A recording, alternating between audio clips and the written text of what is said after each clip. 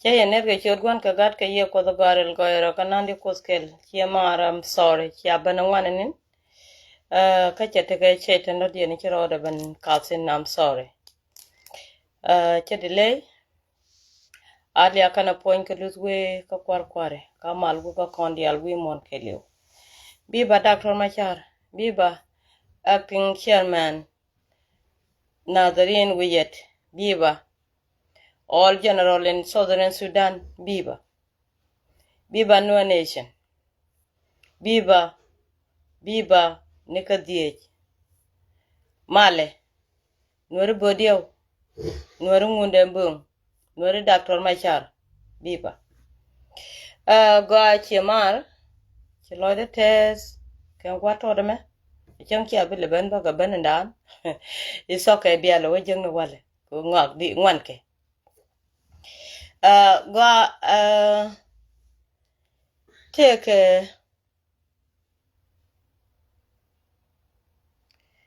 take ngade meton me de lar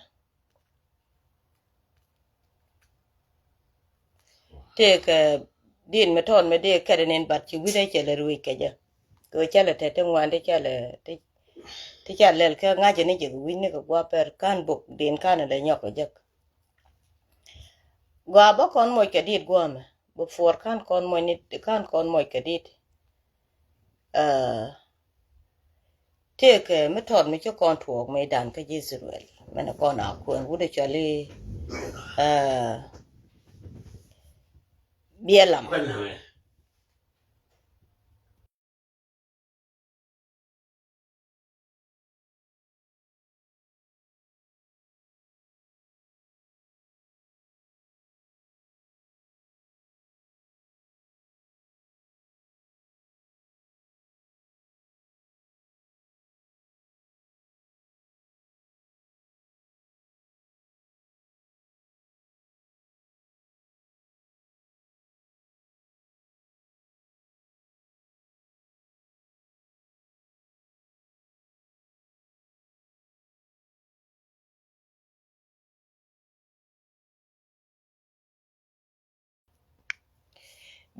cheben ko ba Israel baka balam me cheben ko ba Israel baka balam chimul chajal chebelok ana ba malame ba lar ka yendi alin ji wen mondial ka bana wutin an kurishen ke yakel wonna dialan tausen ka tegda ka chiemare ka dape cha dap ka je agan kurishen ka te loide long re kurishen ka da me cha pitin ka chi gwaralat ko wajen tine tine tema te ga luok ti jen mangwan ke luok ti 1000 bo te ga luok dial te fere ni dial ka me dan tu ka chek mi chali mere kana chaude cheng mi chali mere nya kado kana chaude mi chali jon mun kier ku ka gat ken daro ga da mi chali bit ka nya da mi chali sara ku kan dul ko do motok dul ko do mote cha million rei wech ta loide long mi charwa ko chelen ku mi chi dor kif ka chelat ka gwada ka chai chol la nyin ku dia la ka let gwar me dan la din ngunde ang la ka kete ka la lor den lat ka jene kurishen makas jeng jega je chi mon mi cha fal ga je beke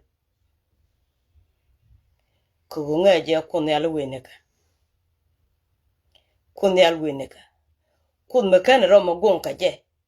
a kut cheiten mi chali wel mi cha won ngol ka ngunde ang tela duor me the wore dien tela duor me the wore dien la liwo ka tek bana jo go biga bendunu ngot gwadien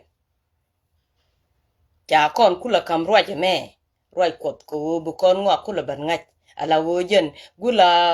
tantes mron teme bakon kamdit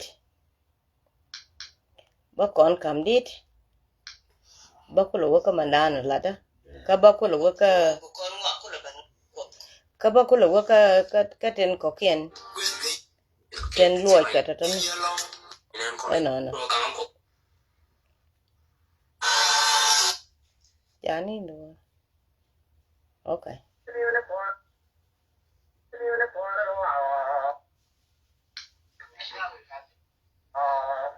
cho lửa đèo đen răng bao nhiêu lúa thì gạt chú nó điệp lại tinh qua là mẹ qua gia chúc cái này qua gia chúc cái này qua đen là như lửa gạt bánh bên đi nó qua đó để cho lửa đèo đen răng bao nhiêu lúa thì gạt chú nó điệp lại tinh qua là mẹ qua gia chúc cái này qua ta cứ qua nhà nó gạt cái lá ngô kula cái rau rau trong gọi là quê lúa cái chú đang cái hàng là cái sao vui nữa man bogo chara na ka ta buina ay something tenal la doro kuya boaja zatin do ba kawan ya doro nan ke ne ni kan da ka ni kan tin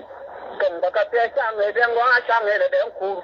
bul ku ba won ni al tira maran yogo yana do in boro do kai ni ta ne kan wo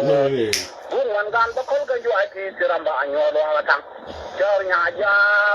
ba ne ka ta yom chor mandang ba ne ka ta yom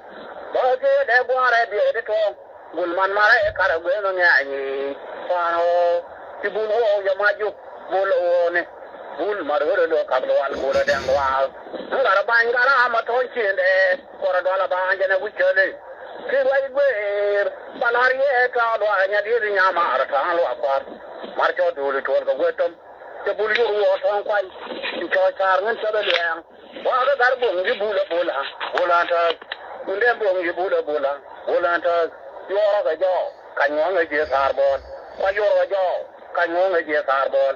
do pal ka na wi gware ko le chaw ko kurong jo ma ya la thong gorang wan ju gariam chu ki be do ri cha lo nu ra re garbu da ye ga no we ga jo du ka da ya la ta ka do ma yo ya chang menen an ka na jan ma do ga lo ma ra jang lo Dua kada to ya ba mara dalang la rabu mandang muda le ne ro dana chen ko pa dia ngai ya ta nyang ai nyam du we pui ti dang lo ba ra ga de bi re ya lu bi yo nyang ya ra ya maro no ge ye ko lo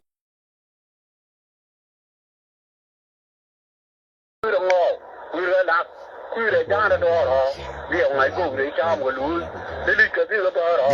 ye ka dwe do jo mi tong sai ka da rong lo wa ro ma yung lu we le lo a de ye nga gang mo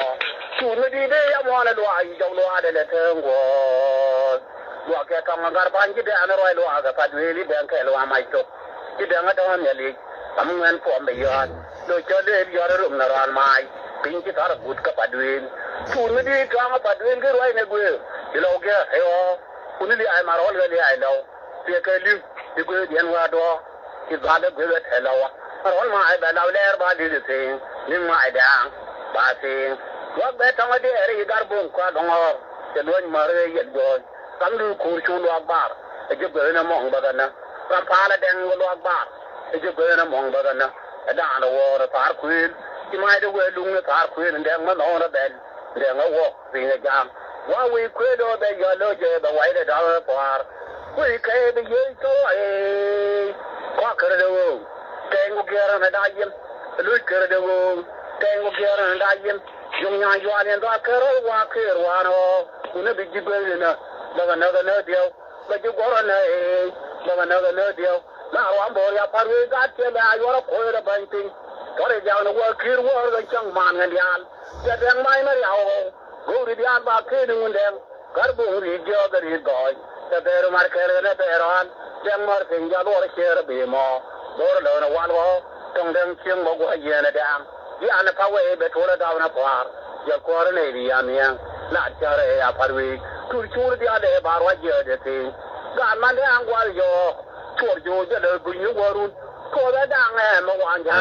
ya ka de ta ba ro je re ni yong yang war te ma bil la na le er ka da yim di ga bo ka ne le dong yo le be tol ka je re wi ne mo ya ga ko ko mo ya wa chor tu do te la man deu ting be ku wa ko na jok an ting ba ko le le di be ju be ne jo la to lo wa do gan che na ko na ngan tanga ma ko le wa yong ye de ya yon kwai wa da ur pa nyen den ban tu nang wa le ne jo da do mo ko ro da do bur mi chur do ai tin na go to ben de ni cham de ya de ku chi ri chang na pai nya ko ba barom de ba tu na ngai wi di al tu we kir kama poro mar chorial kama poro mar chorial ga ko te ungar bu ina ala ngan ba lo ada re ko koi ti na lo aka ne je kan yi do ne ya ta ga wa ta tor gan wa ka tiang kama wi wai kama ngi ngun da ang ko to nya baro lo ga wa do ba te e ja ya wa ko lo je na ta re ko le li ne ling ko nga del ga da ne ni wan won yi do ni ya wa re di al ba ma wa le de wang chang wa to ni na ma yan wa ra wa ti ra pa le deng bi ala kur ga ne jok tu ko da de ti su ter yan tar tu ban da de ti su ter yan tar rol pal gat ti gat pa yen de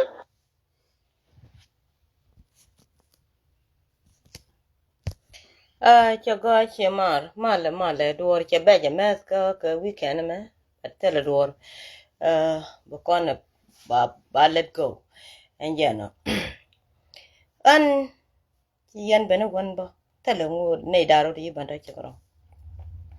ba ka tin dia la kon lat ko rodien wi char mi chole Facebook kon ju kur kon di chole nei tenas kon ju kur ke kuma ka ci loy dan bi jet ka ten kono wi kon ke te lat ke ma dan cha gwa to cha lat ka roy wut ke me cha ja ka lawo be ji surwele ba ka wala ci kon video ci kon nenen rei loka ci gadi ci ga ben ka gwandi den dan ci ga ben ka gwandi den dan bi kana ben yo ne ponei wa chuko man ci tok ko ba chuken wat man bana kula ngach ngo en kun yalla te ka kone ilete man ci luanga dan en ko te ka tan dan ti ci roi ti cha la ro pos mi cha sup pos mi cha tup kenyam ci pos e cha tu medan e cha kam je ko bo gwandien loro chwa gat chwa iso e dane kule te ke pos kenyam chwa ko kan ka je ko but podan dane cha kam gadi a gwandit man te de ka je te de ko di den cha ket e din nga di den cha ket ba piu kula wo niam dien e din ngunde ka din ngunde mu cha kula kon ke ni je ba piu kula yor a podan dien ne chi wo teleport chechene ka nga chechene ke wudu ndana chalari bielam e chi je ni wi gari thruel e wi kalam ko ba moy ke kwa chwa wala ni mul dup akonyal ko jio ka je mi wi wo chwa wala ni mul dup akonyal gadi chi ko yoken gati chi ka gwandi go jek mo potke chi kid wak we kid ni dit ngunde ang kula tiga wech din ngunde ang kula tiga wech ngunde nge ladgo chi jangben moja ka yang chi jangben gari jang ka beni kane te kon te lat ka wo ingona yang ko chi jang beben ka kan te ka ramadanen wo gadu lor ka piu ka rami shalam rami wo gadu lor ka piu rami shalam rami di rami te tele riede lot ka konel shalam ka kan kwai kien te kon te logo ibi konel lor ka kan e toni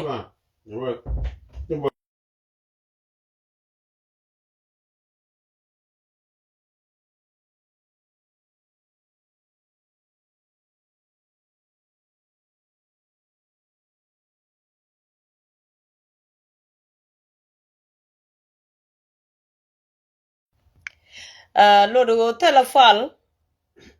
mete jok telefal mete jok maybe gade moy ka dwang gade cha chuken wach cha ka ket ka piu cherke ne ga de le ngot ka tar ka je de le lam ka bianga je go ko ngwa ka ne be kerke de le lam ke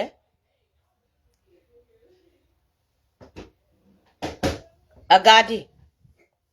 ago kon chine riek mi char gor chine mi char gor go ne ni mobo de la ma chwa yet ni ka mut akana ngot magane ke cha lam tin de la mo chidunda de pin ka de pin to ajen chine ka pito ko na cha kes pon gane chwa dier yen wer bil chwa dier long kwerka long gogodan long kod dane den tet chokon kobor ajane chene ne men chagor ka bible late jene ngunden ka lebde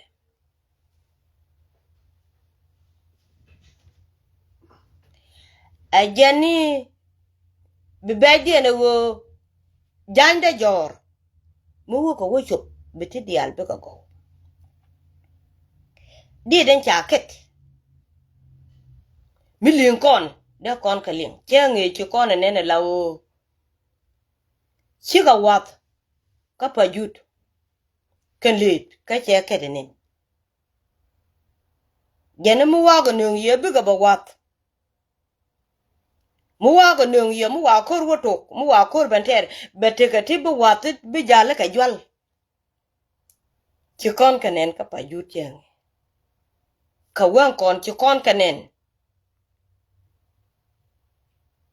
jirama la rocho ingunde mbung ye cheiten chienen chengi rieden chalar ite ke bago nung ye ka beben te ke le de bitene ka jwal te biane ka chia ka nen chi ko loch ate ka ne ka jwal a chi ko roch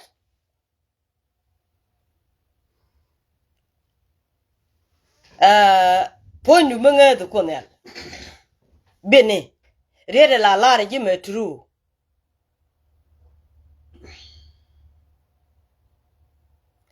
riede la lare ji me tru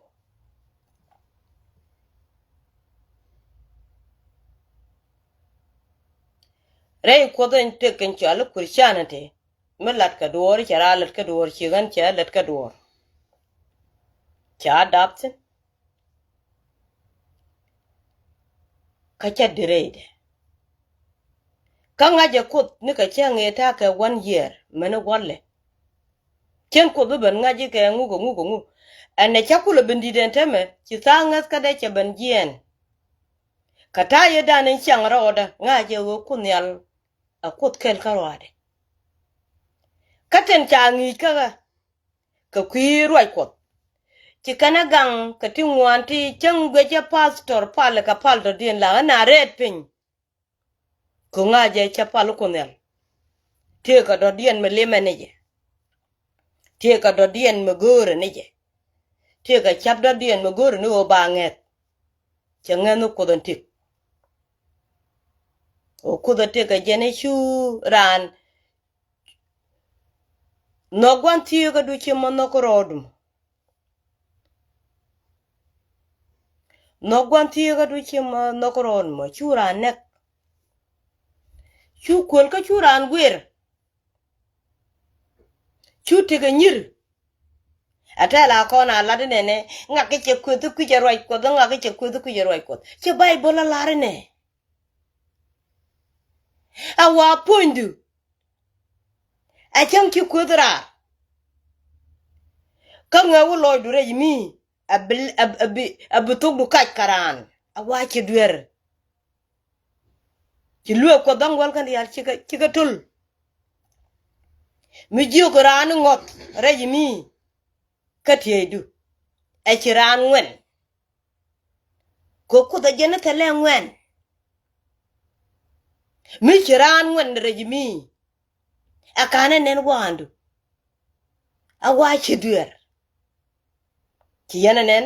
bede awa mi chiran ngwen palo wo kwodran derek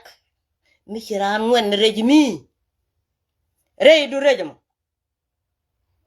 mi chiran ngwen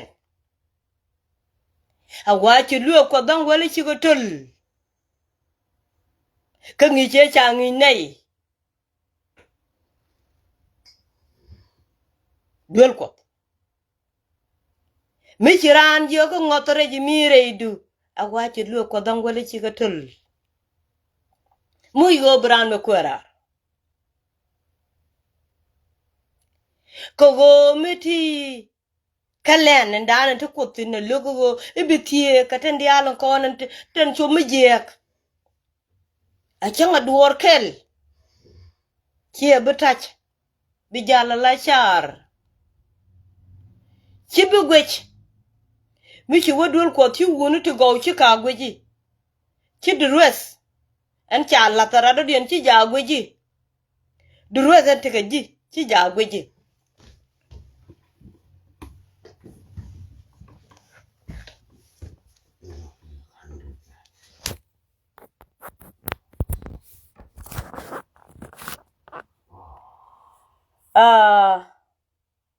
anteme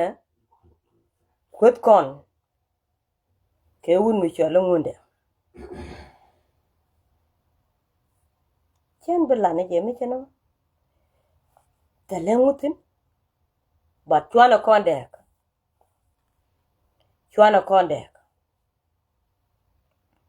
kon ne di terekel kon ne di terekel ajene chiane ne go wona dul kot wona ro la ka ta buini wona ro chole kana chu bot pone ngune den ke la ru yen gwan tuogotin ogo biaru bungung o biaru ai kod ben je ka bia ban pal ka pal da den yen gwan tuogotin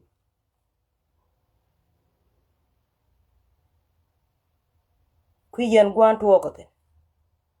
chwana dier ka te lat ke aje aji akalat ke nyin kien gwaden chetok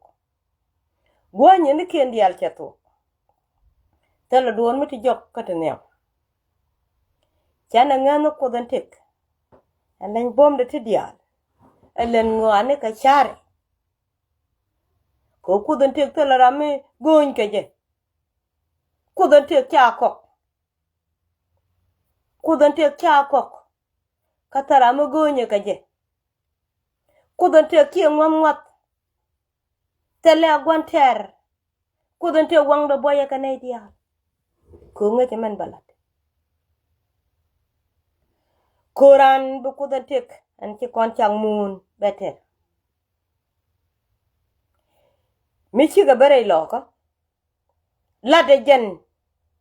ngunde mbon ko togde ka lebde kataye be ka jube ba woka ji doaro ba ko jogo ci jangba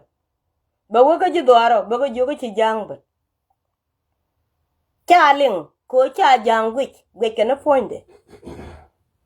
ba jogo ka ganye ye le jang ka ni ka ba wo yo ci ka chubwon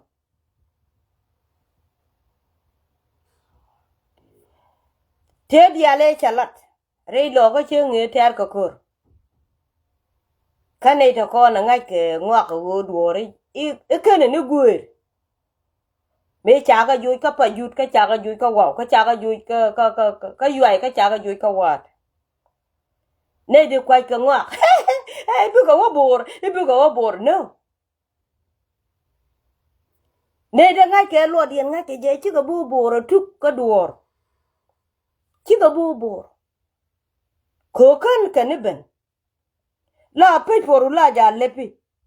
bika gwe kendo horo ka me cha la re bika kon bare lo ka chi to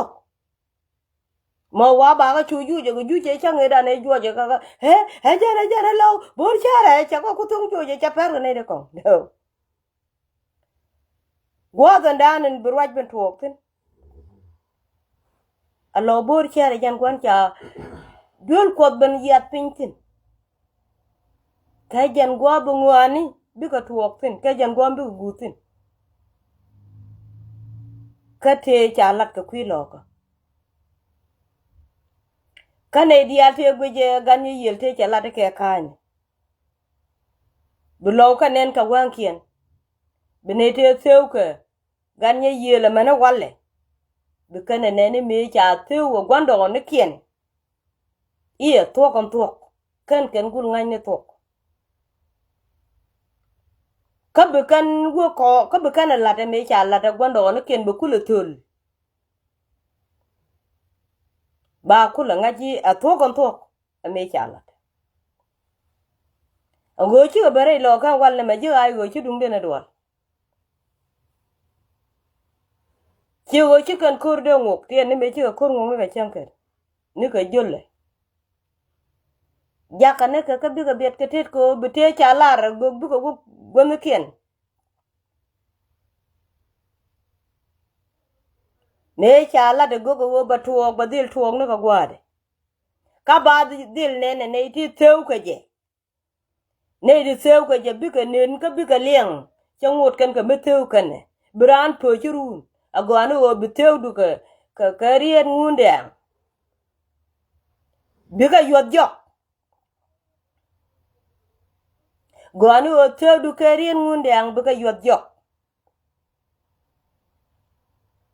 an cha da dul wal ka chang an jok chwa nang dul ko tele gung mi cha nang tin mi che te kama ne wala ta dul ko dab ga ka paspatia me cha te ka 7 year chu ne ben ka 7 days bandit mane wala tele gwa dong mi cha man tin ngu no mi che ban fal ka tok do dia na ngai chi wu ka ko do dong bi ji ko nan ni ko kon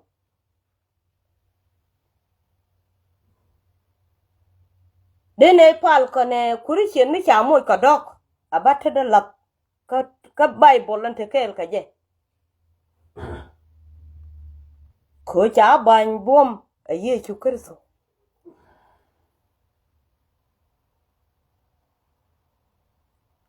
ko che lar kap jiadu biya gor la jin ka sin men gori ka ga ba kamin ko dong rama dole la jin chi mo chi gadu chi chaudu pun ko roda ka wa cha ila before ka ngoda ka mi belene fondi anyo che la ke wa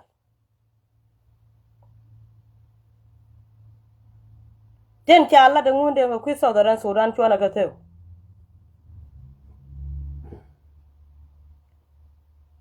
chwana ka seu en riede nan liang riede cha la de wun mi choli Jesus Christ Joshua che la ne en chen ba ko ba mut ka ne rwai ni go ni ba ka ba wuch ba ko go ba kana to Joshua chen ba ko ba mut ka ne rwai ni go ni ba ka ba wuch ba ko ba ka ben fulfill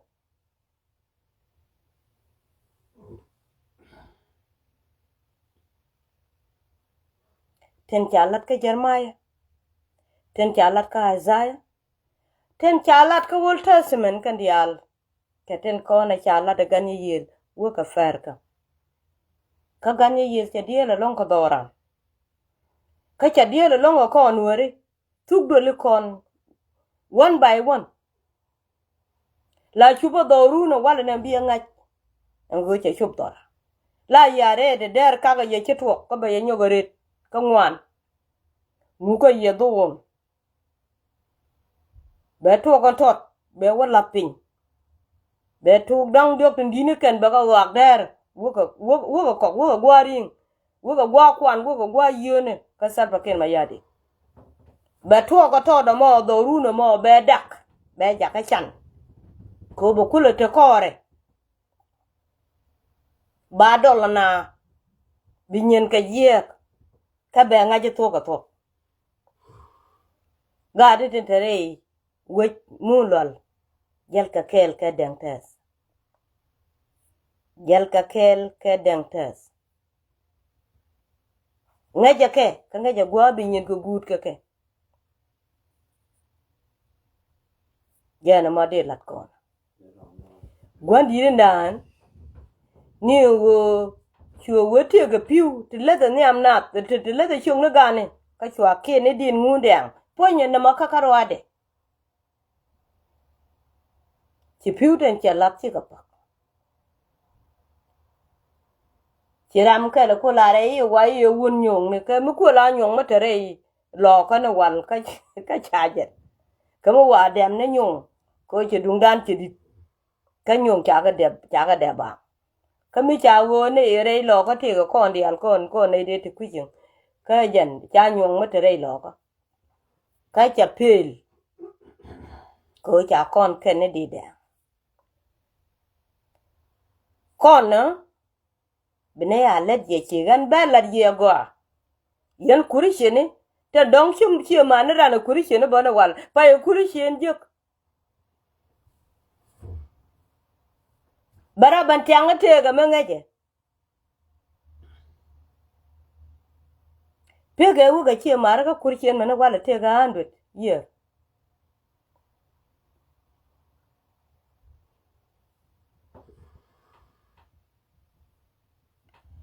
chwan ro mo ke ti je mi cha kwa long mi cha kwa long da te ka secret year da te ka secret year ke 70 da te ka secret year ke 70 mi cha kwa long point da ga run ka te cha ku run wi mon nga je go ye chu ku so go ye ne pan ma na wal kanyen ka che ga ger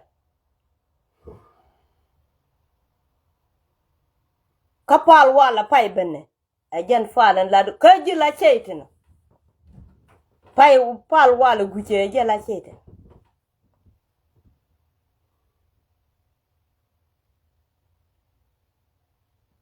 la kona ko ne ka wolta mani ya wachi yemi jebben lada duwor ne ka bi yemi go bana jan ko da kelo anen len nyinke ba char mi jeng ba char mo gone ne ka ne kono wal ka nore la wa ngaka go achi kunyal rana ngaka ran kunyal ko chemi je kalar bara mi je choli ran cheiten ngaka mo cheiten ten cha ka kenyin cheiten ka kan kunyal menen ka kan cheiten menen ba banen ya rana kan ten kono che pot kala nyang junu ba Sudan me kana wala odu ka buka ben ka ter gudo me chalo ngune de mu pali ka ye chu so you could ajiran kunyal ba che bu la re isha ka ngun ka dung gudo me chalo ngunde ngama che to kai ka jeni ajin te kariako ala jin karwadu wute pane chuo no wi lo ka nan re lo ko gwe je be yisin never che bi yis doctor re lo ko mandan do tin che bi chu gwan me be bor ka che bi lo bor ka me te re lo ka bar ya re lo ka men che lat che ro da ngap che ro ngap che ro da ngap me kan ka ben akan ka ben kan ga de ten cha la da ngunde de kana kan ki kan dia so o cha la da o bi ka ben aba bi ka ben ne ba bi ka ben ngwa bi ka ben ngwa bi me cha kula go bi yana kula la da yana kula go ka cha lel na ka cha re kula o pot pin me cha nga yo go chi nuori je luk ya te duor me ba lo che choku jogo kama char me cha kam char choku pot ko kariere ti gugrach ko chikan bloda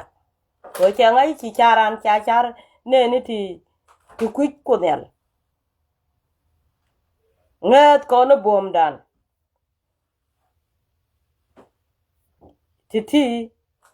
kenyeng dang jane chalar o reuda en ko na jok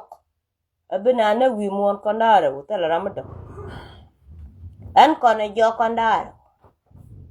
ni de to de lo do to ne bi lo tik cha kwi de lat ko chene dial je we kon ke jen bina dil jen ka jene bu jogbo ko go ten tian ten cha gor ka bible go ku poinde banek ka ku je te ban tuong je bana kon ni di chole nuer ka kan kon tol ga na to ni ta na ka no kon ka jene cha lar mu wa ku go wo to ra jen go ambe ka ko ne mu ku ani je jen kur chene mo ka ba berum ko cha lar bi a woni da tetka angu kula de ka jama angu kula nyir rami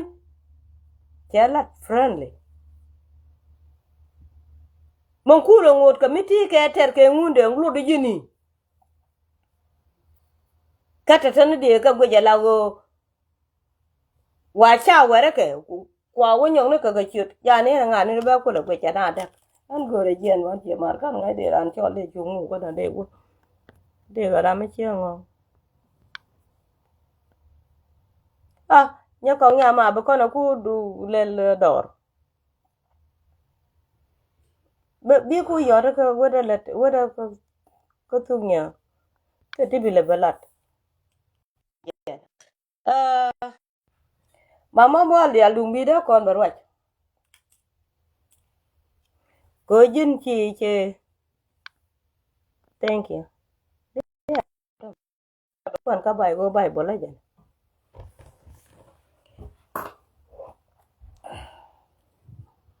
mala mama mo ali alberka chi net da ba chak tung na bible ke lebo mala nya mar bir cha bible ko tung le ba kono ko tung man won enjena mama mo ali al please come on ba kon mo ku na mat kama che jana kana chop ka bagak ba waka nyen kata wala te weekend ba weekday yo krunwa ba nyen kola bad ma la de kon chwana ngot kami right kon ngunde ngai cheten ene de kon right ke dung cheten mi cha ngune de no ngunde ki cheten ngunde ki cheten ko magwar ke nyen kama abaga ram tino kwa kala nyota teme elingilini matia kan kono tela kono alare wa ye di 90 ye 1920 ye 19 ateme bakan ga wo ye bc ni ke di ni kan gwati ko ne dabje la was gwabe gwa ye dabje gwabe chi gwati kan ti diala tini ku ko ban tuwo ka gwa ye dane ko ala banda biya ka gwa tak jan ponde gwa berlo abc nete wal chikete ka ku kon ka la banje kan tem kan gwa tot me la wo chi wo che ta gu chi ngwana di alwi mon chi ka to kon kwana wega ke chi wuri nana jene chi gade bene ba choken ba wat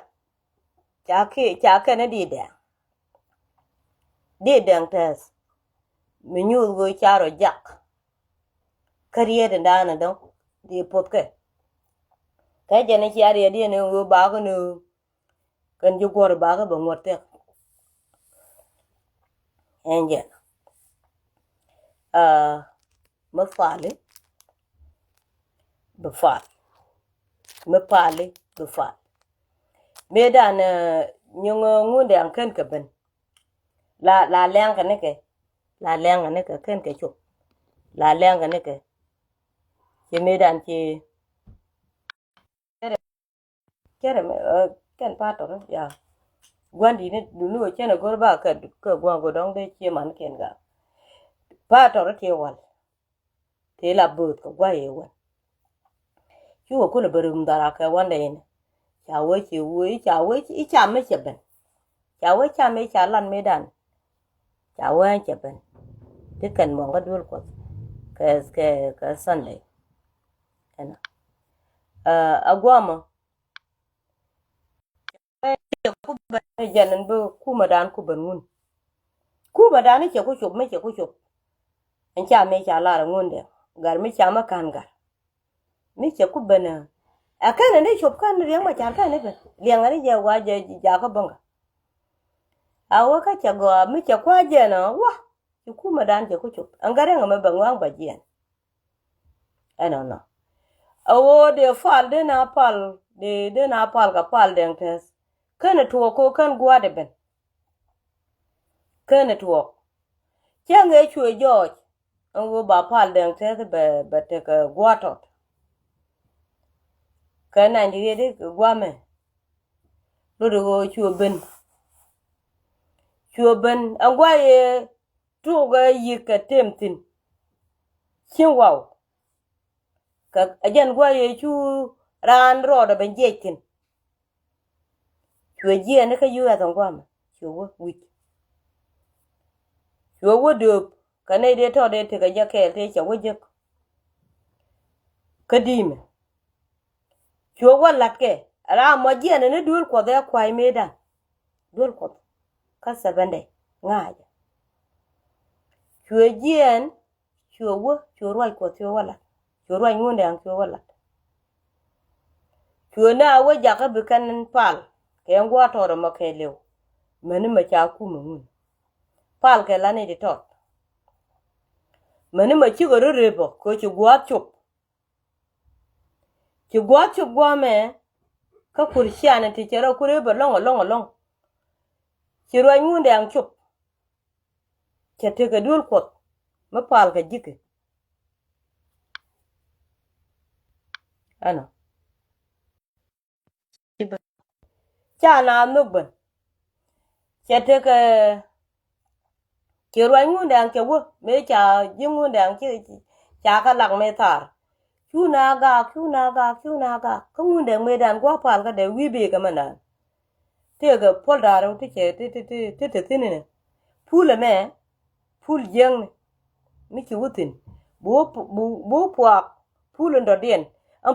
pul goy ni mi ki puak tin bu kulo gwa pal ka te la ramu gwa pal ka me kan kon bon kan pul mo tele pol ta ka tin men ta pul jeng ka tin men wala eno Chana jogo ba lo doin ko ngop diri cha lo doin jatin mena wal ana kan ti diala to chigalo kan ka tuong no wal chiga tuo kan tema ko chi gwadien chepe che pal ka jur cha kwa chi jura mat nyen kien jur chiga lo ka nyen kien tete ka kana wal ko roi ko paye ben wi mon ko wi mon wal jiga na kana me chi ko da wo nyogo no ni ko lo ko do ba na pek chu ko da wo nyogo yu lo ne ni tete ga bom chu na pen ka roi ko chu peje pe kana chu awo pe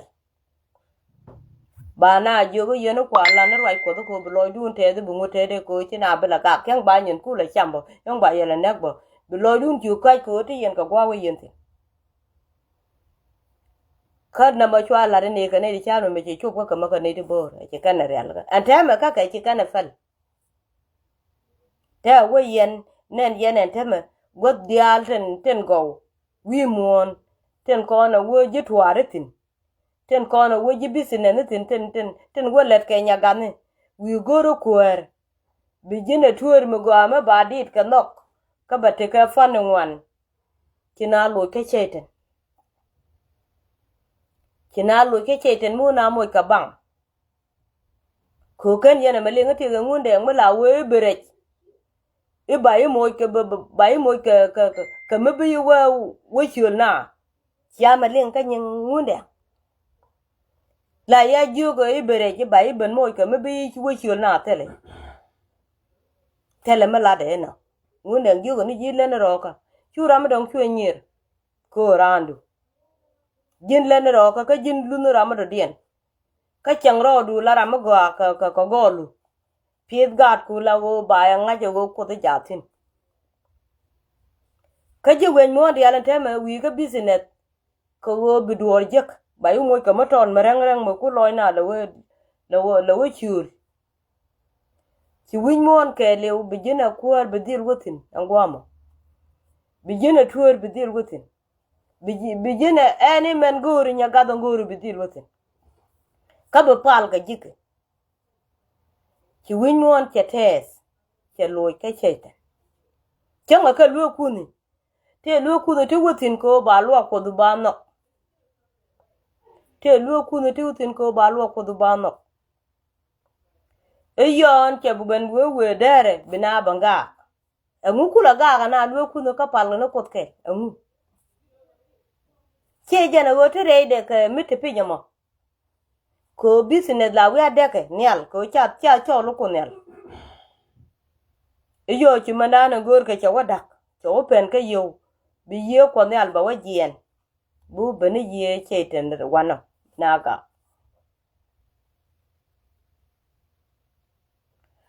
ka den te che la ren che roi tin ni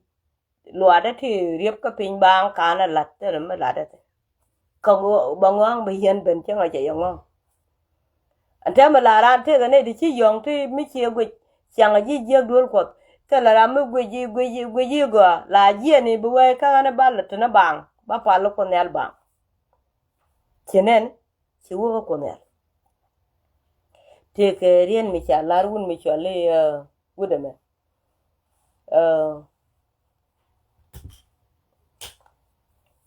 chode le weja chenge cha wado e cha ju wich che wala ro ko gwadi ne gan che do no gan karwa de wich e che me e ya chuan ya an che do no jen ja chu che do no gan karwa wich telara e ko ne ala ju go te ga ne du kinu du kurbaro wudi jen baro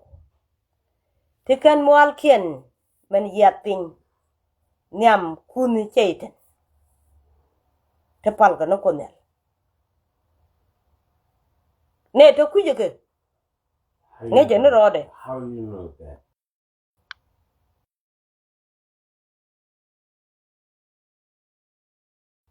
je na ka bible bi ko lo me cha ju ko no an ja cho me cha o ju kan me che ben Elijah I'm sorry Elijah chi ja cho Elijah chi jen chi ro da bar wi ko na ka je Elijah chi jen ko na ka je wi me che ro da wa to re ko ko we ko ne al we jo go ne gan chi do no gan karwa de wi ko gor ka ne nakta chi ko ne ala jo go ne dia la to ti ka ne ti jan ba ne di kur baro wide jan baro ne di kiniti ti kur baro wide jan baro ti te dor ti ken molken me yaping niam cheiten ti palka no konel che jen karwadu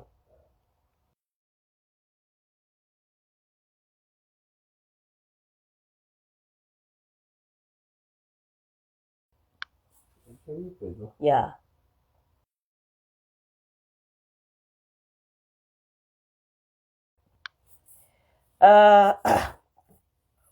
namo me che tuok kane ti palka no konel ka anike ko kuje ke nge je no ro ka rana we nyo je wen mondi alati kedi ante changa di duol ko chaga ket ka di wa chaga ket ka ket wa chi jiwen mo na wo mo ke business do den jikana wala ko ne wo kana ne wa ba yi mo ke yo la ba do nyene ba yi mo ke yo pale la pal ka kun nyur ka cha fel ne panga na wa ni yo ko pal ko jikana nga chi ko den ba ya ko di zuru ke gi an ka yes ko che lu ke jike kon ne alan te ka kon bana ja fal ne ka gwade awai ngat cho peg jen mi ci dor ngat tini ka diel amani fekte ka do ka jana chalat ko wo mu go yen ka mu yen jedien go ka balong biya goy dak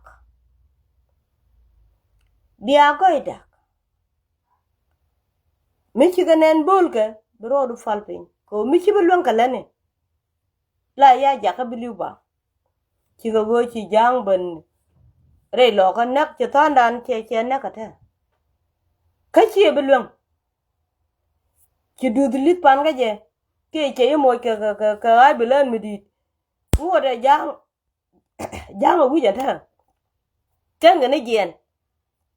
tele treatment ci wudu che ja ko ba ta gariyan ba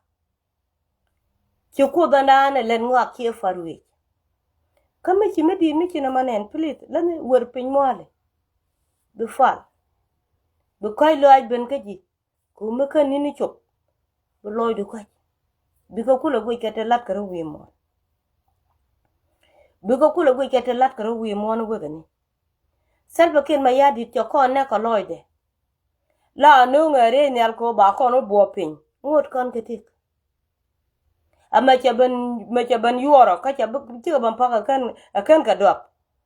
cha ni ne wi de la wi dop mi chere ni al je na kan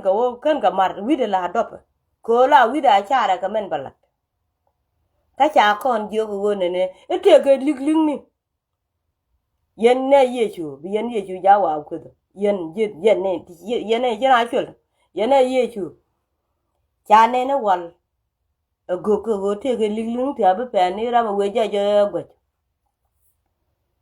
likling ni te cha la da gan yir ani chi ga ben anga chi ga no ga kon ta chi kon ku ben wi mon ke di let ko ro wi mon nyut ko liadan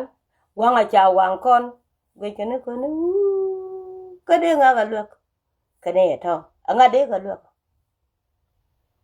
akawo ko ngai kana kan ji wen mo ne ko dane tin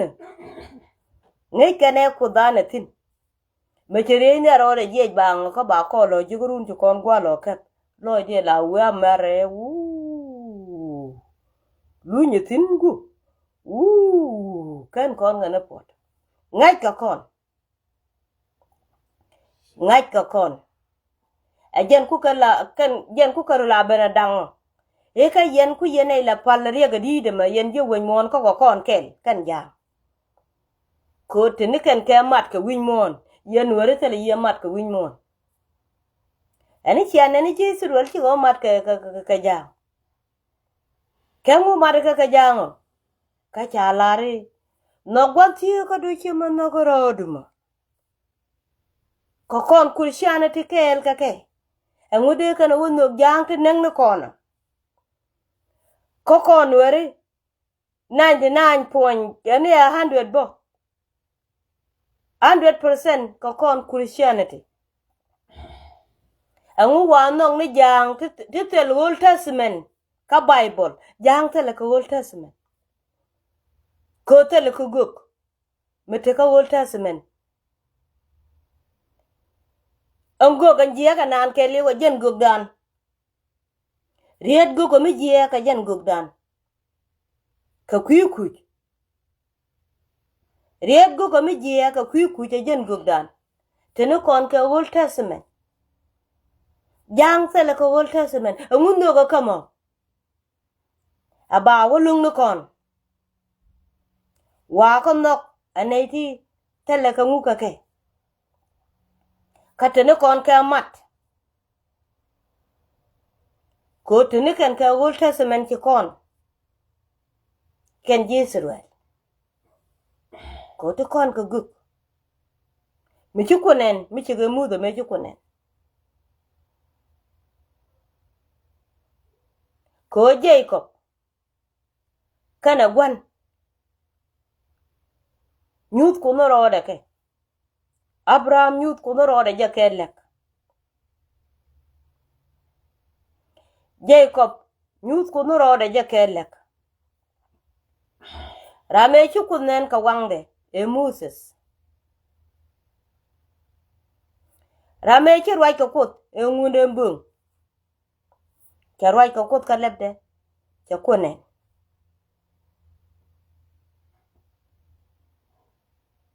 telo koriek ajen kurichen be fal ka kurichen ti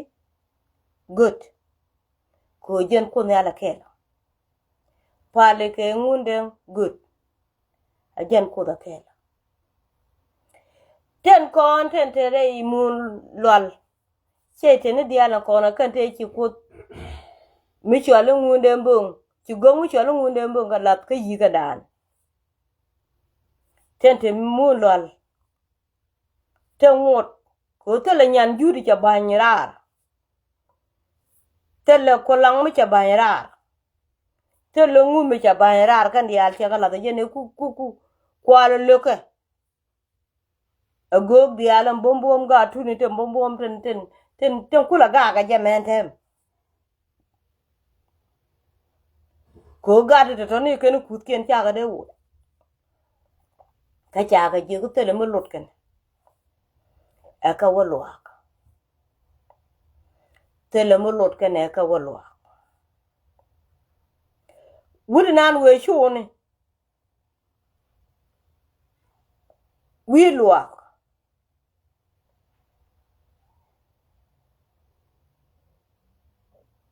ba kula nen wi mon e cha ko nuore kef si me cha ko nuore nang me da kai mo de chol ko ne shete ka wo kon ka je wo kon ka je chol ko ne yes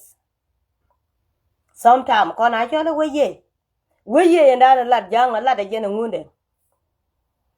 a jene chang de den wala ba we ye area de ka de jante ka di de na chaka ne jen ka tok de o ba chole we ye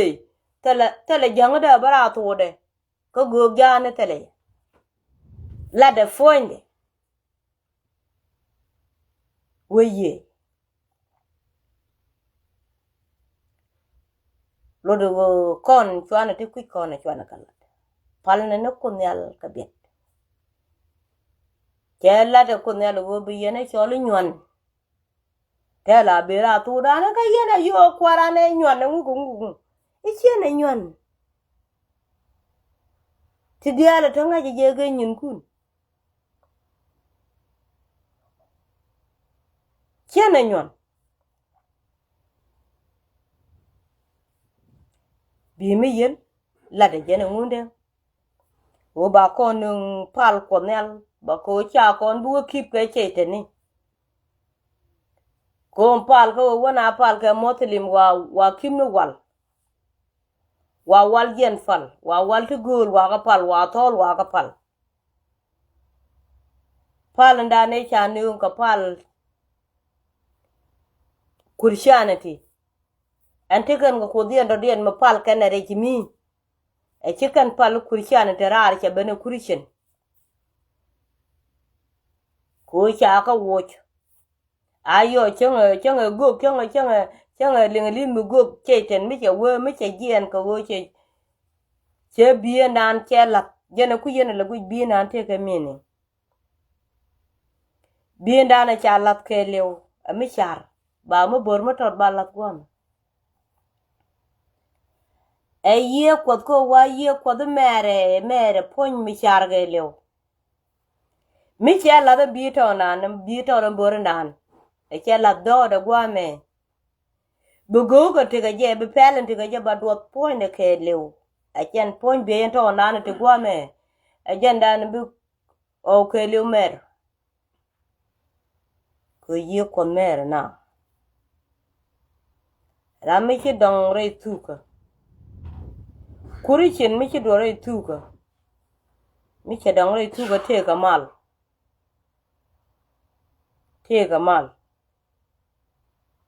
bu dore te ka mal ba dong ka mal kuri chen mi kan dong re tuka e chata wote ka nyir loy de ki chata ka mi dong te ka jet da nien ka mal da dore lo dak ba kan nyen ka lo gwo angu da ka dor go kama e ken yen ngi gwo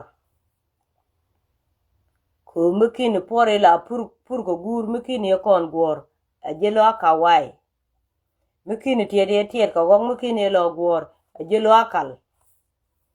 mukini lat ka ngwane ko lat ka kwa mor kini gwo ajelo abach mukini ta do arulo gwo te dun me kwen dun me ngu kan dial bi ko lo pak bulo wo ku kul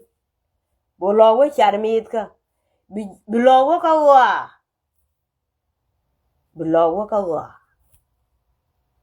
kala lo jinitin mi wi karwai kot mi da ne chal kana ne de chal ka kurshan ti te wal mi chal ji ti ga yek bi mi te ji one time ba che de chal ka gwar belat mi chal ji ti ga yek mi chal ka ne ji ga je mi chal ga ji dun wodul kot ka wo i che bana la wo e dun te ka lo la lo jinitin ne dia le chal ke kalat ka wo wai jo ga jidul ko ko ne jel ne ke le ka mungi je tung ni me to de bit nyen ko bi ga lo rama mo che lu ni ka business de medan cha la kala patro ya patro pel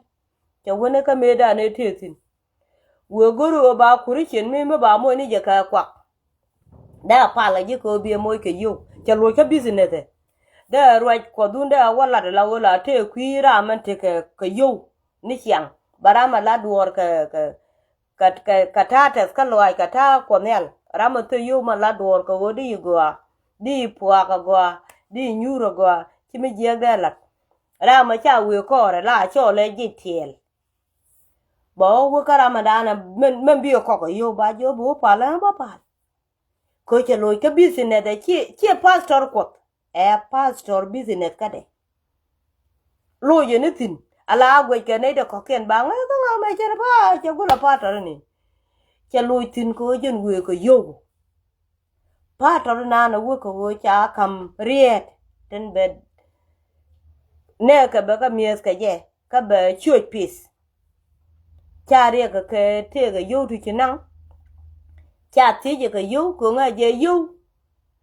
much ke nyin ku jira ma dana wa pal ke te ne loidu ko chi de mi ko te ga kon were mi cha kon le tal ko le te amala tal ke mi cha kon le tal ba jom ba moite ko lar ka kun ya lat ke jeta lo ai ko che ibile kir ka chi kon bile te ngu cha pot mi ti ga real mi jeki gon je ga real ku real tin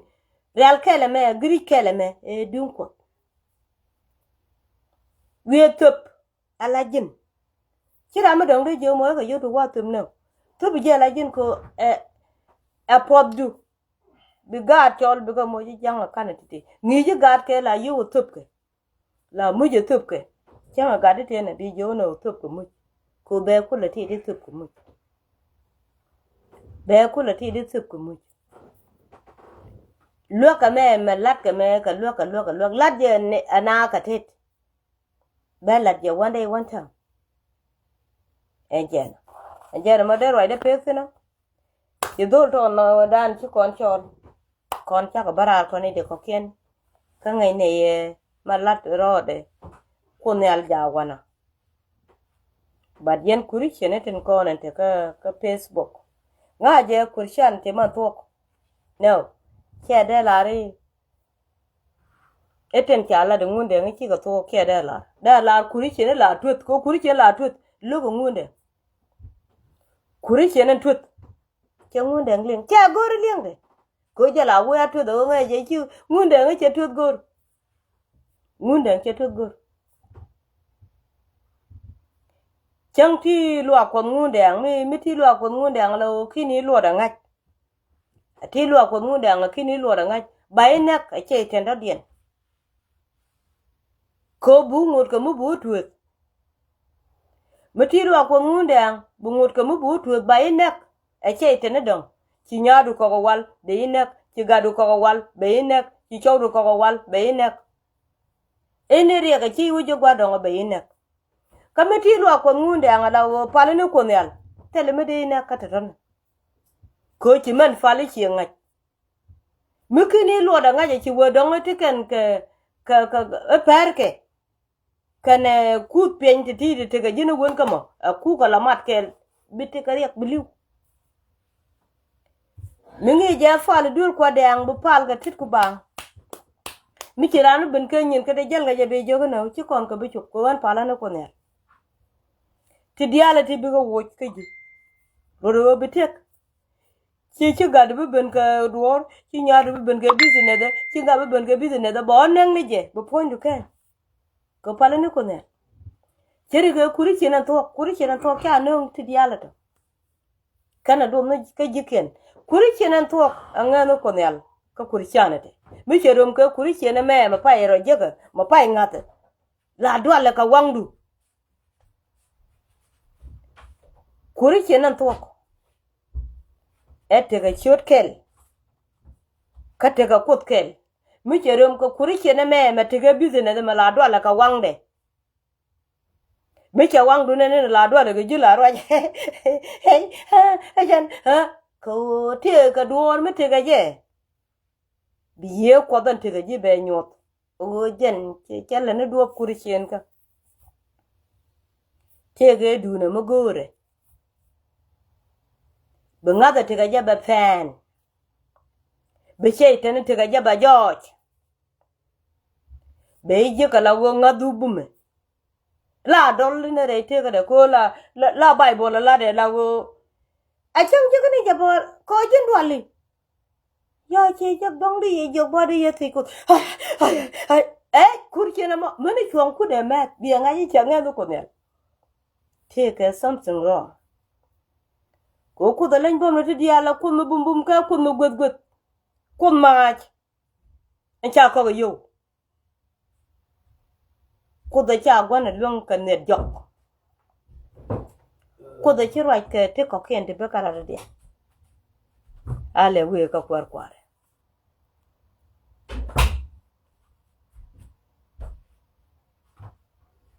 ale we ka ko tente men ke lat ka aiza ci ko wal bada ka jana pone wan kunyal e ba ku juri aba to ko net gwan cha mal ku ko lar wi pa ma cha ngach ane ideal ka cha na ku peraka ka ko ra be ku nyuro ba to ko net gwan ku kon nyin kon dial nyot che ma ku kon ka nyot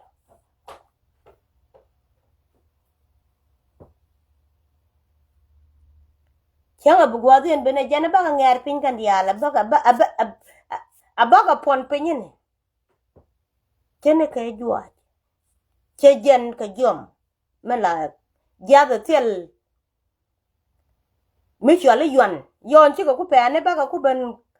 ye ba ka la mach ba ka ku ye ja ba ka ru la ba ka la mach yo cha ka ku ben tenga cha ka tenga ne ba ka ku la mach ba ten go ke ne ba ka ku nang bi ko mu ku nang wi pam da yo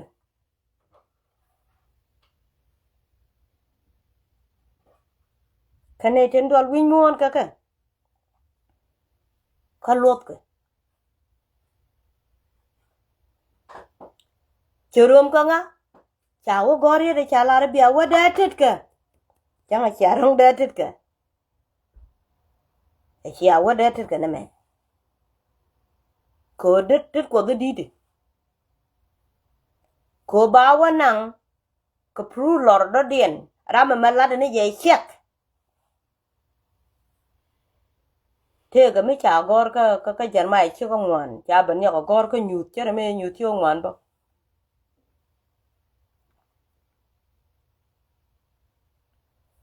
cha wo kul gor ka men che cham ma cha wo yede chu ka ja gor chu de nga lare an kud meket mi cha kat a jani an kud meket ken mi cha kat man cha lat gwa mi cha lar go pon kun ka jar mai cha lar go jin jar mai ba yen ka runu kudyok ka kwikel ba to ka kwikel ka mi ce jana ba war ne ni kun bi ka bul kwandu ko ba dwer ken woch wa kana malana gar ka da cha je ga yes ko dwerin te ka ne kun ka dweri bi ka tu wochi war ken ki ka bul kwandu bi ka kwanya la ko bi ka bul kwandu ka ba to ka kwikel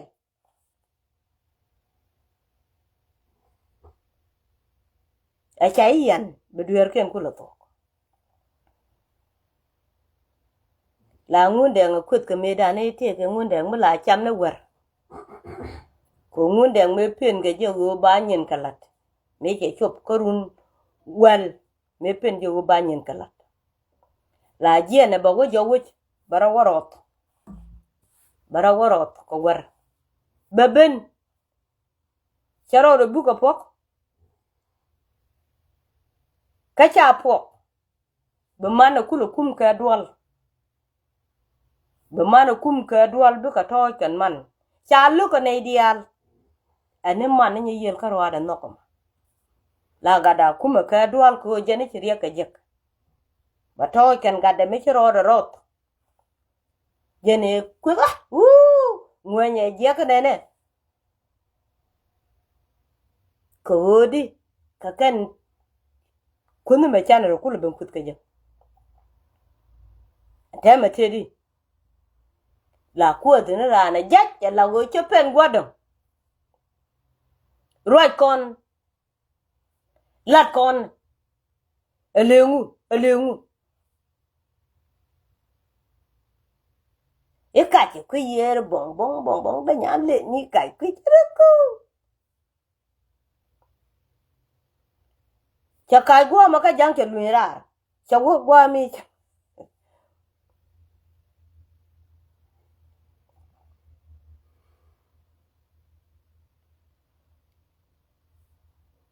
e nyan ye nyan dum ti ye nyan dum ba te di ka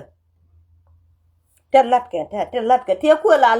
ngari ka ne ku kon la kure ka so Sudan den eram ti jogo bitu nyala nyong eram ti da eram ti gega eram ti tedi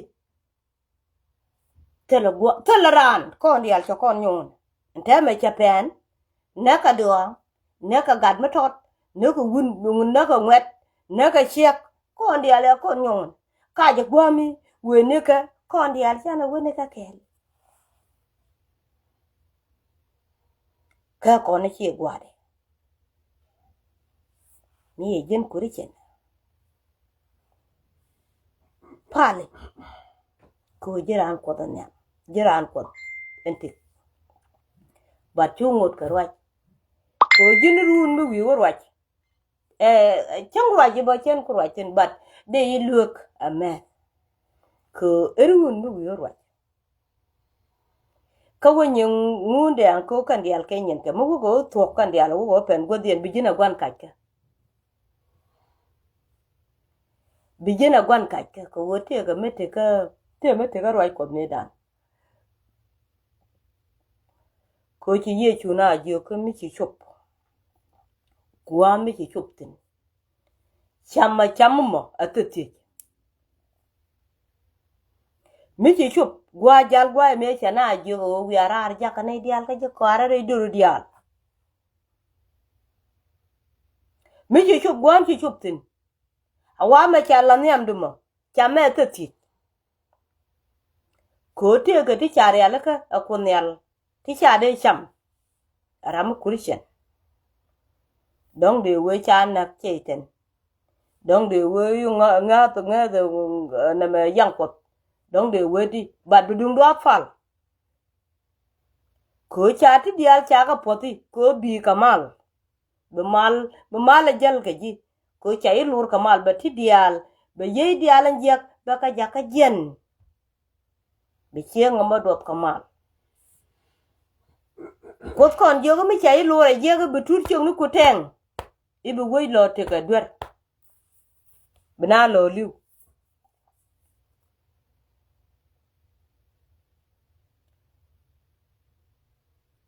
ti dial tan let ka jen ko nel me cha balat go me en chwa ga je lo me la yuod me chi yuod rodien jek ke 2017 baka wale la kana wo wicho kan yuod duel ko tan choro gwe che we anan ma chali Sunday ka gan kwai bat kanan benedict ko diket me che ban gwe te ka tamadi ko diket ne da kono ngut ka America tende kwanye diket ni ngaje ke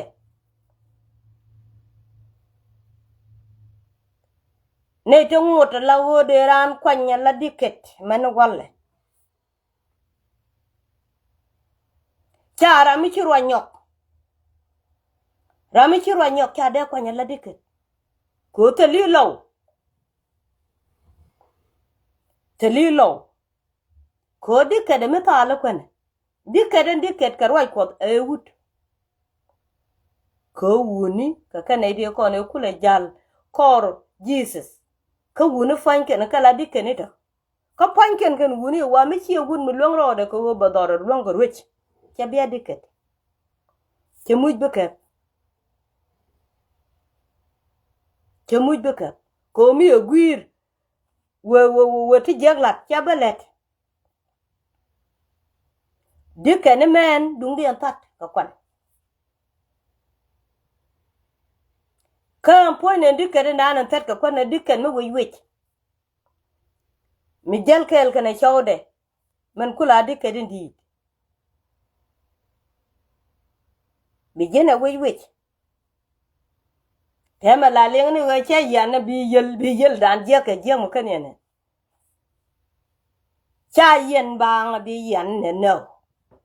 che jen gwade yene nyame cha bula pot yene nyam cha bula pot mata dora mana walle 20 year from today from 91 from today cha mut che nyu dore be la nyam karut gol ko mot kane jene ga chang dare anen be bi nan yan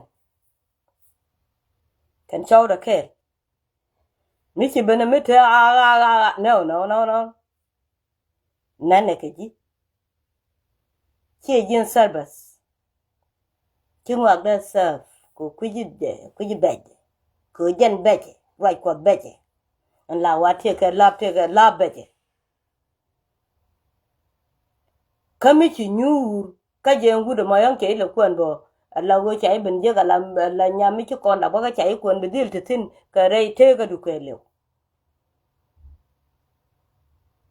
biya diket chumu ngode ti kam ne to ci bi na da yan ko kon ji duere ko kon ne ti ci kon go yes bane kala ko wai loira ne jala chien ko ne ci loy du la ka ci duere wi ci ngai re mi bi chien kwaile ko ngi tan ti ga ji ko ngi tan bi ti ko ba ci jin ci golon ko ngwese awo la kwai ten pairo je ka chole yudo kana yen be ko wodul ko be ko chu gwe du no wale mu ga je na mol ka bara lo kun ma le chi kana kula nang chi kan chu ken kula tang pe na wo ka to Sudan eni weje chi ka chup tin ko lo ba me chi wo ko ba chi lo mara ni nial chama je dul ko wang kana kana chiều nào wo wingu wi dial ja lo ku ren di den cha ji ga long ko ko ene we ka mer ga le no we a changa kan ba kan dole de ran yo de ro da mo ka ke dinin de do ni nan ga yo ko chalo ko cha na dak enjena yen ke de rodu dual yen ba ko kurcheni la ran gu ji mi wo jo go ban fal mi che je go ana ban fal kon ji be ana para la gorgwat ko nga je ka men ti ji ko dandia ti ko ram ke ban mi fal بدي الفال كيلوت بدي الفال كيلوت انجانا جانا ما دي لارو انت لويدا تيرس كو كون ين كون ديال وكنا غو ري لوكو وكنا غو كتو سودان وكنا غو غون ديال كوانا جوغي كونيال انتك وين جاچا كان ما توان لونوت كي دودو دي چانغي دان مانو دين ايو jala kuma chwala ngot ka dak pin ete ka ayu gol ka de jam borgol ka de jam borgol a woni ka jana ayu me change dane wa riang ma char jogo ne icha security cha balat che dung de jam bor ko cha jogo de jam bor ka lew chi gor me cha war gang na te cha gor de ni dial de jam bor te dor me cha wo gor ne chu ma ko lu chu ga ka ne tal ba ke ma ya di ka de ke lu ma cha goro riang ma char wo te la ga de bit jo nyok ga dial to ba ko dir mo ke be ni eni ade yambor ajen lot ka mandana kwala yen ka tem ka jen tema ko wa ade yambor a chi bu ko kum a tara ne riang ma cha te kon te jal kel ka je me chi ga balo ire ka sal pa ke ma ya di kan ka cholo nan kon pa ne te tara kan te chi bana nan kon pa ko jin ki ro be wi a wede wai iti ga ka yo chi dor chop bu pa ne te ko de nga ke wun mi chali diel ngade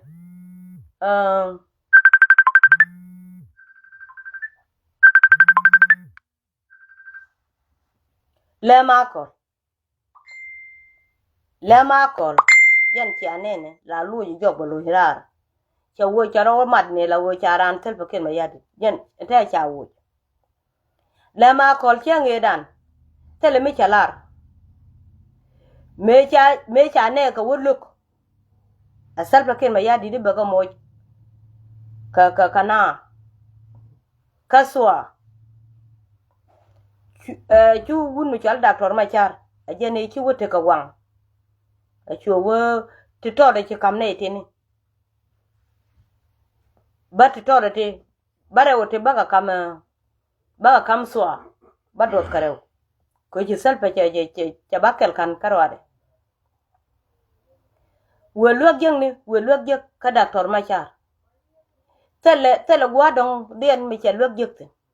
ata ku jero du la wo ka tele gwa wo yenti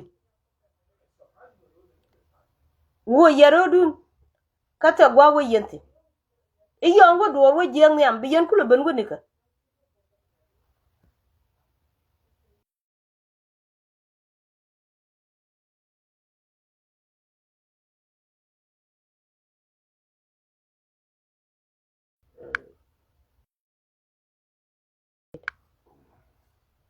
ata la yero dun wo bi yen we ne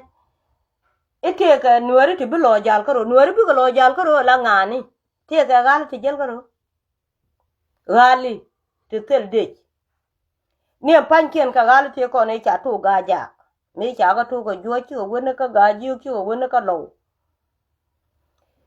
me cha de jen de nya nya tu me cha wa da de me chi chol dang cho do ren ma tim nyal cho wo cha we ja la kan gal chu go bo ma la ngani ari jane kwalo ni nga garwe dwel ko wo bane ken kulo beno ngie ja nyok ko cha ko kep lo cha bom gal cha wo me ju kan chol kulang cha ben nyur gware me che nyutin che bom dien kan wori kan gal cha to bom e ter kana kor ka wun mi chali nyon ban ko nyon ne nyinga ka an che bom to ne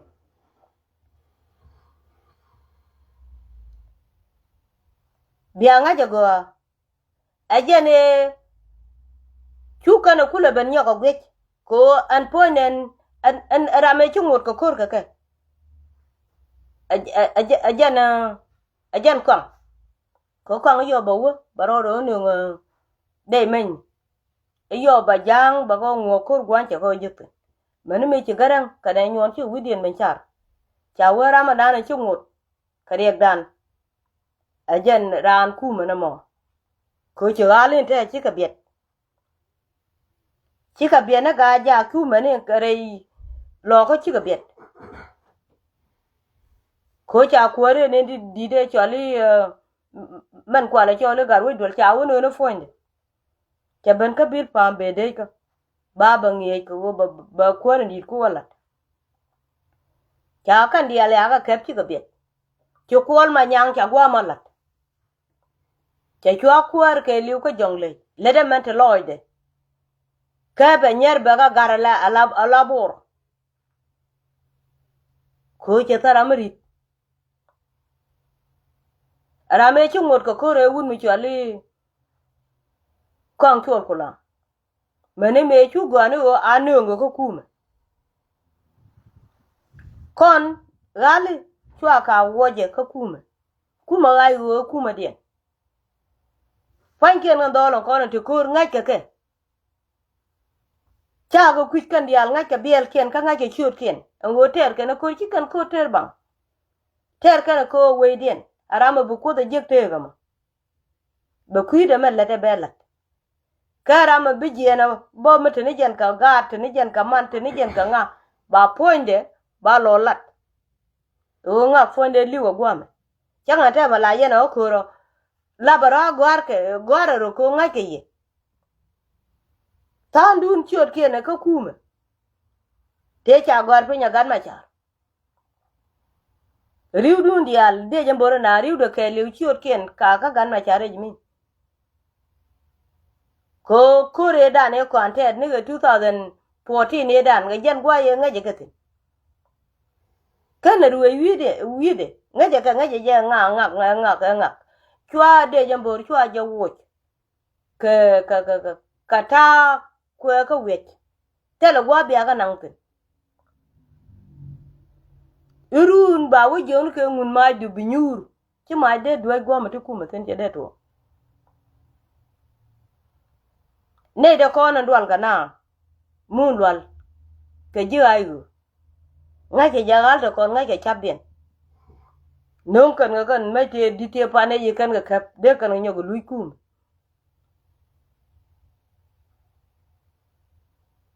ko tele gwa wo gatin kuma ma tere ye ne jen bum ni jena chwa der ka michino bat pan kun yan dol me de lariye la kuma ne me chalo kuma jane ne me e kuma me nang ye ka pene ni ye tende yen ka jek tomorrow chwa ja kam long dun tare jen kurun ni ka gwade chwa guru ba ye kok tele gwa bi otin ka yiw ko wang ka ye lad ni me lad yen ayen chi mani de ka mambor chwa de jambor chwa ja kweka de jambor chwa ja kwa ka mu gwe yene la go de jambor te ke kwar te ga kwar de jambor me de do lat chwa ja lat ke te ko kon gur kon mu tuk do kwarun jaje ba kor chu ter ba je ay wala jogo jina le nyur kon ne ku ko ter chu me teleje chwa gar ja ka boj bang ka kuod mi din me a chang charan jog bo ku ko men gor kan me ti gwe to cha ka de luong a jek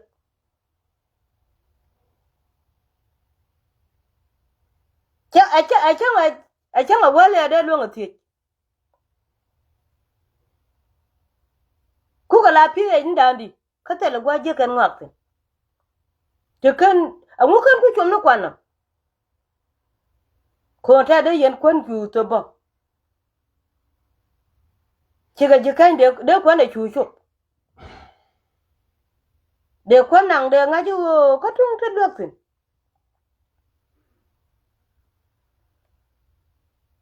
organization gwa ye to ka tin mun kar yang machar ka Nairobi ka Pestam tela garang ma bior mi ci organization mi ci lat ka ku ne diaran ko na tekel ke wunu ci ala ker ma yadi organization te tu kan latin ke nyang riang machar ka Nairobi jarwai ka ko kwara America tane wenyu ten te ko na go na bu bina lok ajan san kam teleran tele garang mi ci ran lat ka ngade ka organization tele lade ne jankien yen chwa ga wo je te ke de burgul ka e ka ke ye ka ngade e weakness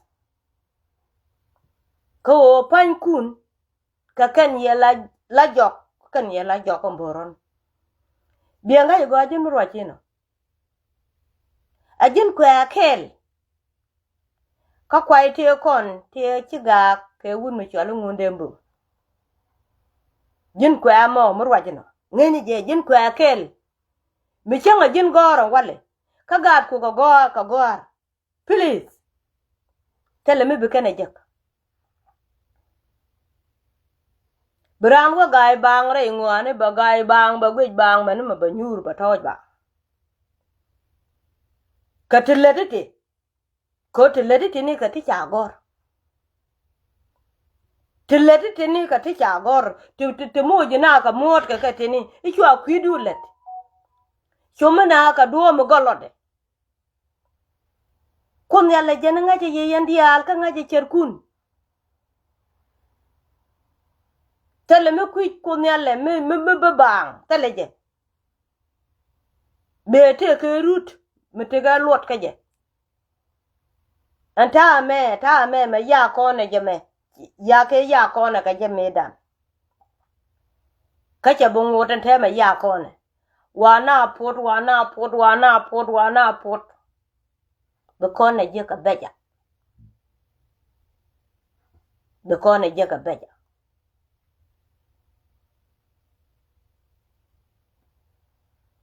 an je te ka wada me to me chen chure bala kula mo ngi jen wa mo kana war ka 90 ka wi de 7 me pai kor nyin ci ko to kor joko jen te ban yur ce gude kaban ce wo gar ce wo kor mo ce baje lo ni ka tuk de me da na dung mo ngi ne ye ba gulban pen kana ino cheti ne ye jaka wo be janga kef ko konte luak jalap ke gwata da farin che joke thank you che joke yene te konte luak jalap ko ku yen jang la joira che wo kan te metedi che wo jen kula ret ka ma chorwe ko me chane nyu jopan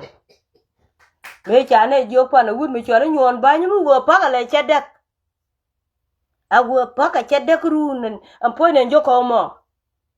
cha ye binyo nen yen nga kan chen chu ken bala da kwa ko go du no go wiu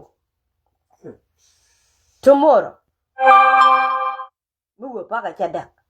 ne ton me je na chu ba kai ra chu be ne ka dora chu go gwar ban cho le gwar te ba pa ga jo ya cha jo e jo ndi ret jo e chen de ret ko me tar ka je yene yenong ma ter kene me kane tene yenong chi dundun yen gala diala te yenong chi dundun ter kenam gwe yene ter kene dundien ka gwe jamo awe dun kon na bielo cham gat kun chango do dien miti yen ka met ka jalap ko ku yen man latke mi cha ko chopo yeta wi ako da te mi la yo te mi la kakana gwer jalle jana la mu jide ni belade ko kon pri mani mechi ko lunjo ka jo ko te mi di la cha we kama jal yan ko go wiyo we are mechi ko wo chukut ko wo kam joko cha joko ka mechi ni alde amane chi joko jigo bara cha joko ka chi go mấy cha mấy chân bên nhau năng quả có đuôi quả cái nè giờ này cũng qua là bên dưới cái yên mà nó giờ nào hoài cái giờ này chỉ quay gõ bên nào cũng giàu free phước yên cái mai chỉ trả giấc cáiran biển nào ông cũng giờ nào là đuôi giờ thì cái mấy thì trả thì trả giấc cái năng nó cái người được for cái trả là nó đúng người được for hoặc là người được seven ông là dia na jegno na ka gal kun wai na ma ku ma duna ma baba jama an wale mi jega je bi de bi wada ka de jambor de jambor kul ka ku jungwa ta de jambor kul ka ne de jan char ka kel ko lo ko no wo kon ka mizan asal ba kel ma yadi ku ko la bene de mi chak ro nika cái chỗ con lúc kia gạt con chưa có tung đít kia là con đấy con là để nhớ kia là cái chẳng là điện để đấy là quay chặt cái đây chỉ mi chỉ na chỗ quay này giờ có con để chăm bừa em bữa chỉ gạt kia là lá này nè ít thì cái này thì cứ support nó để chăm bừa ít cái này thì cứ support nó để giải u lần để chăm bừa để giải u cái liệu có cái support có cái này cái qua cái separate cái ngã cái quay yên để chăm bừa kier jala kel kanek bade yembo nuer be support nga kwar mi de kan wona go burtino kwar wona bore de ja nga wona burtin ka wa ko ne na ka radio ngwan ti de ka radio ngwan ti kere de ti kere kwar nyo kane di alte tele mo gorga nga wona burt ka tin tele democracy malat ke ka jenu Sudan tele jamango ne jangchung ko tele and let's you go up jenga to bu gwa gan ngundang ba chuk bi ke ku ma den be kane ko kwar ka gati cha tor kwar ka gati cha tor te karam kelmi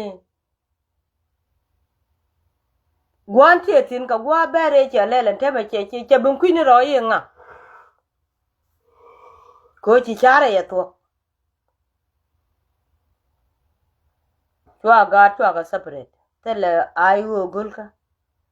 tele je jambor gulka kali waje kel mi chi kairar guji je bi wata tet ka kier wir ka kier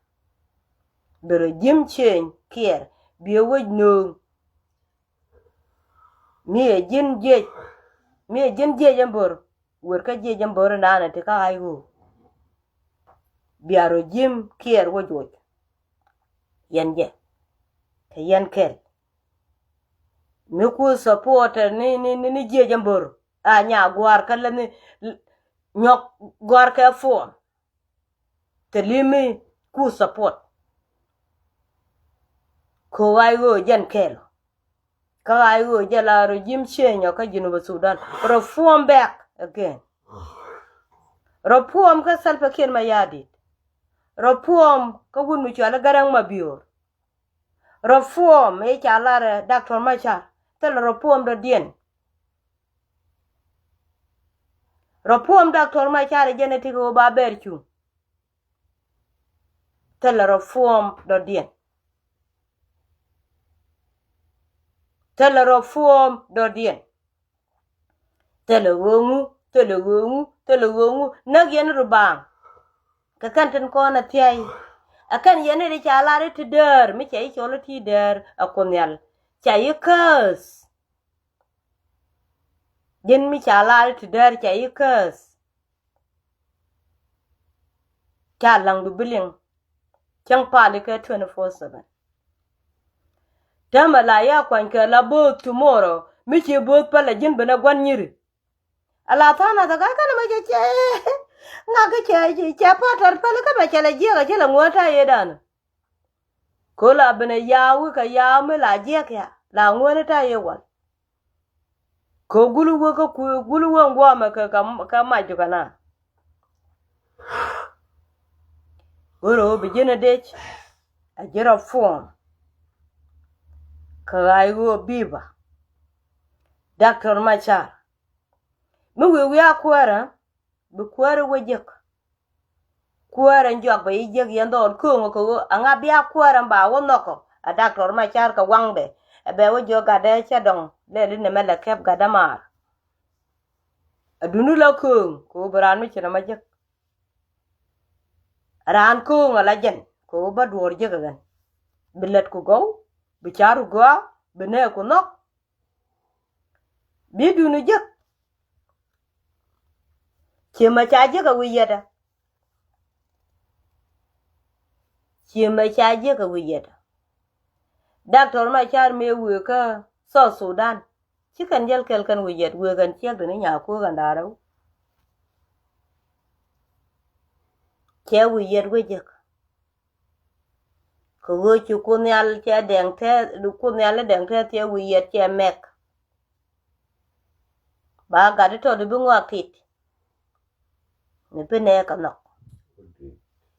Chi wiyad ente me cha gwad jek. Cha Nuer cha chi gwando no game kane ngune deng che pingu de gwama jek. Ka jeni Nuer. Kon tolo kon Nuer do dien me leni Junuba Sudan. Telo kon Nuer do dien me leni nation an kwala riora wale. Anjana. Chiloide tes baro debbe pega gwato de ma. Che nyona mandan ko wodo ati gata ye. Ai. Anjana. Chiang nawa. Chiloide tes kamen chilat. But jin gade go. Men bana nga che wo bana nyop. Yes, wo bana tur go ye wo bana tur. But kan tuor kon tele duore melat ka kon ne jang. Agwante. Ani agwante wo chalo nyop tuor kon bon te magweje go ani jen. Ko wange dide cha wang kon chengi ko ngure go maboko re nyal me wale. Cha win mondol. Cha dol na ka dol nyam. E yan ke wun mi chale Dr. Machar. Cha ngaji win mone me te ter ko kon. Tele me no ko kon. Ani ko nyal karwade. Jenen danen cha wide yatin ka jena ngaje bedwonu. Ko chana chakba. Turu ni kon yang nyot ka chaga ni nyot ba ka tele dor. Malatke. Ti den te wa comment ni gwanter. Tina de comment te kontin. Ko cha jigi ya kon kum. Ko kume jen ya kon. Ko win mo no ko no kwak. Ka mieda ka yo kon. Mieda ka wedan. Kane de ka wich. Cha kon luk. Chang na ka kon te le ngu kon. Chwana dier ken ti dialaton. Minyut kenke. Beche. Ngo de na la nek. wo de ra lo ngo de beriam pen pin beje ka jen lul roi ko beje kama nene kana won ka kangat liu kan ka ngot ka wang ka chot ka pin chabe ka je mada ban yo no du wala ka nansen ka je tale lo chane tini ka gwada na ka la torke chang cha ga nyu wi mon ngore chang ra den ba ka nyu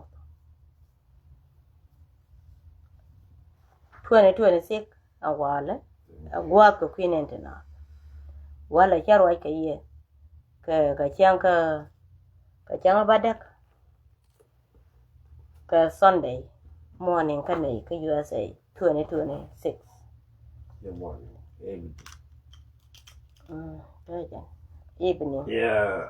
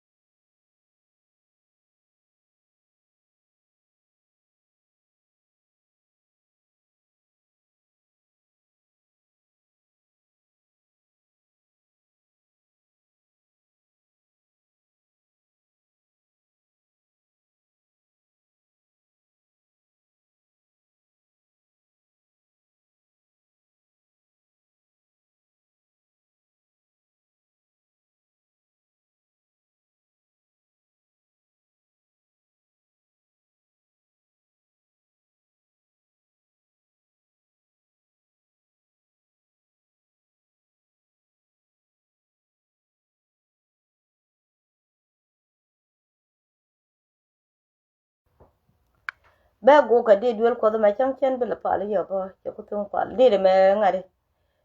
golden bell din me kad ling li ni je chi de dan kad ling li ni te ka 245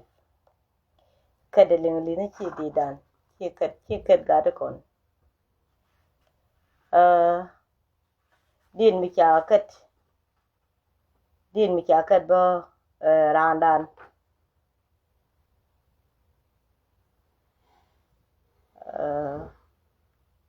te ka 247 bo ba cha long ba kad ka mi chi je no an bazil takal kanda chabigo ba jal kara tada kel kuda bazil jak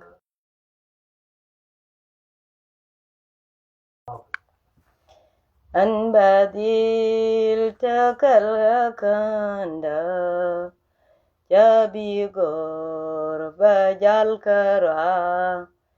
tada ker kuda badil jak gekada chatada yor kateda chabidwal kejui ajabo sagwamigora anbawa kasala gurgur Anbagor nishot kel kara Anbadil takal kakanda Kengasda minga koche Teriryat bumalat ketit Sela jau mederwanyok Ketieda chabidwal kejui ajabo sagwas migora anbawa kasala gurgur anbagor ni shut kel kara an badil takal kakanda tikada mi wakawa resoli kanere chang reiring ni kanekori katieda chabdwal kejwe ajabo sagwaz mi gora anbawa kasala gurgur anbagor ni shut kel karwa anbazil takal kanda kawangda anbazil takal kanda kawangda badob dilgang manimi walul jordan chop manimi walul dialbal kateda chabdwal kejwe ajabo sagwas mi gora anbawa kasala gurgur anbagor ni chot kel karwa wangda la te ga let kanene di de me go da kwi ga I don't know enjena Thank you. Nothing. di de do di ne me ba gor di gwalen bakat di dul ko te kwala pitin ena palne kuskal kara kara raido ditku kandial gauke gaganas maram cingas cakwer kali tingal kagani chang dobdu min bor jenin tarar chaga dwaya chijuk chuke delung ni chang wakir wama ke piu tingwan lelngwani piu kata darai doar chakwer kali tingal kagani chang dobdu men bor jeni shidit kubas gurke kechang kawar kesha kejek jise beben banyus nei boy mi meri chur bermer munyal mishar chakwer kali tingal kawani chang dobdu min bor jani gat ko bi pan pari kanga ni diarewa dabdu kaba jetim keron chakwer kali tingal kawani chang dobdu men bor jeni kadwali kwas teke kamal karwai du kwar kachirwai da wajah waban wudwer punai bikada karwai miga dolkot chada dapin kayes chakwer kali tingal kawani chang dobdu men bor jen amen Erando baso kanetik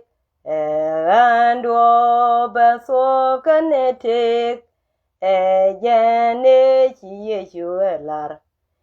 miseli duop salami de jal miseli sok salami de ngach miseli Misalate salami de ching ando benso kanete jene chi yeshuela did the man didn't take it to 47 did elder Mitchell Simon don't care genetic gada me pa jen gada na pastor den pastor chen ko den dide kana chek da Mitchell Sara ana ke dikeni lo agwara la de go bagwaye dane rit karo ko jabela kan dikeni tanyam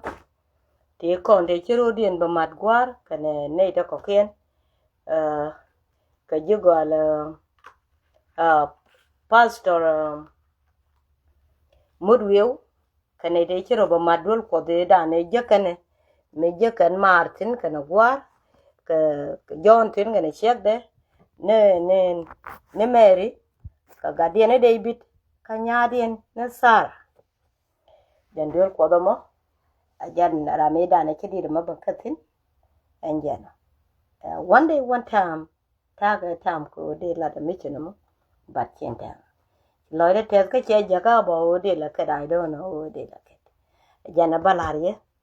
ara la nyen ka gwe ka den ko na la de china ro pa na ke je duoro wi ni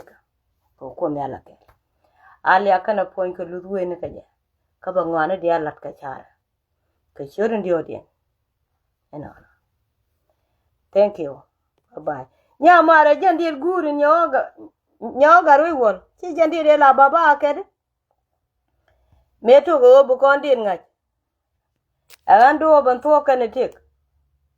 ando ban to kanetik jane chi yechuela mesel do salame de ani angela thank you alle akwa bye bye biba thank you